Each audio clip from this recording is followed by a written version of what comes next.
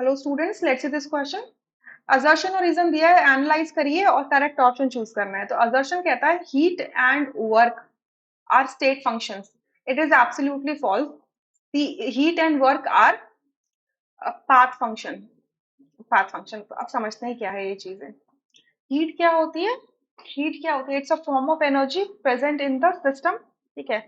और आपकी heat energy जो कि बेसिकली थर्मल मोशन की वजह से होती है। और वर्क वर्क एनर्जी जो कि बेसिकली आपके पीवी वर्क से निकल के आती है, प्रेशर वॉल्यूम वर्क से निकल के आती है। यानी कि प्रेशर या वॉल्यूम का जब भी कोई कोरिलेशन होता है, तो उससे जो एनर्जी जो उसमें एनर्जी इन्वॉल्व होती है, बेसिकली जो मैकेनिकल एनर्जी होती है वो वर्क के फॉर्म में प्रेजेंट होती है किसी सिस्टम के अंदर। ठीक है। तो ये जो हीट एनर्जी होती है या वर्क एनर्जी होती है, ये दोनों पाथ फंक्शन होते हैं। पाथ फंक्शन क्या होते हैं?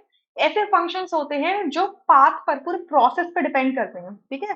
जो सिर्फ अपनी इनिशियल और फाइनल वैल्यू पर डिपेंड नहीं करते बल्कि पूरे प्रोसेस पर डिपेंड करते हैं, उनको हम कहते हैं पाथ फंक्शन। क्लियर? सो ये दोनों पाथ फंक्शंस होते हैं। सो असर्शन आपका फॉल्स हो जाता है यहाँ से। रीजन में कह रहे हैं heat and work are not properties of a system, that are not properties of a system. Their value depend on the path of the process and vary accordingly.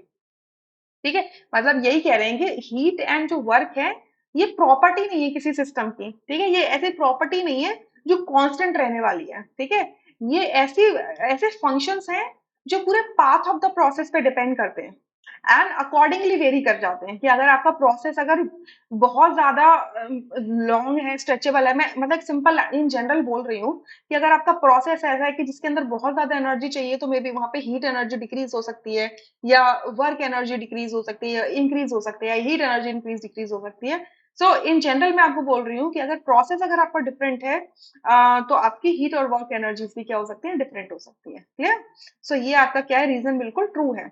So assertion incorrect है, reason correct है। So third option यहाँ से correct आता है, बाकी सारे option incorrect. I hope you understood. Thank you. और इसके बारे में अगर आपको रेफरेंस लेना है तो आप 11th क्लास की एनसीईआरटी पार्ट 1 में जाइए। वहां पर आप हीट और वर्क के बारे में पढ़ सकते हैं। तो पेज नंबर 100 एंड 64 को देखिएगा। वहां पर वर्क के बारे में डिफाइंड है चीजें कुछ कुछ। ठीक है। तो वहां से आप इसे चेक कर सकते हैं। हीट के बारे में भी अगर आपको पढ़ना है तो पेज नंबर 163 पे जाइए। Right? So I hope you understood. Thank you.